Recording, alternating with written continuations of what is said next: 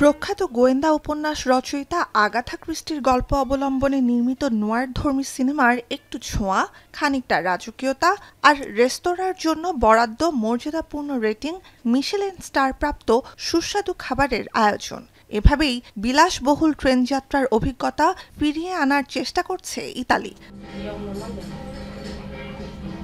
ট্রেনের নাম লা ডোলচে Vita Orient express.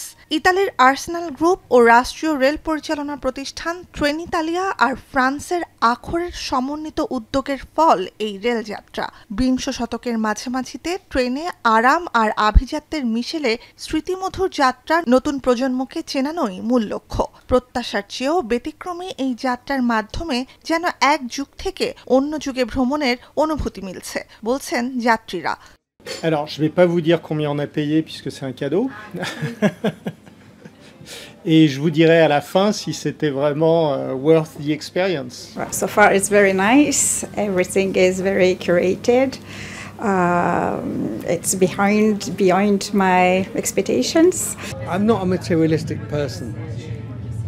I don't have 5 houses around the world. I don't want them. They're just hassle. I don't even want 2. I've got 1 car, I got 1 house, whatever, and so on, like a lot of other people and whatever and stuff.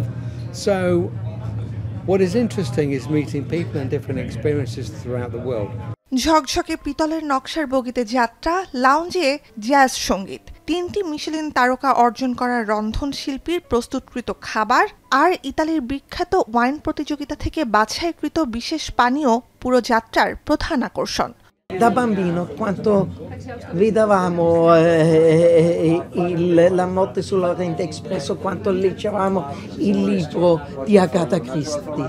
They might want to invest in a one-time life experience, or they just want to change and come from the yacht or from the private jet here on the train. What brings them together is that they want to be here, they want to taste this experience we are offering. Tuscany, Sicily ও Dolomites হয়ে বিলাসবহুল এই যাত্রায় এক রাতের জন্য গুনতে হবে মাথাপিছু $4,100। যাত্রার দৈর্ঘ্য বাড়লে খরচের পরিমাণ ছাড়িয়ে যেতে পারে $14,000। ফলে শৌখিন হলেও অনেক ভ্রমণপ্রিয় মানুষেরই সামর্থ্যের বাইরে ব্যয়বহুল এই যাত্রা। নুজহাত কামাল, এখন বিশ্ব।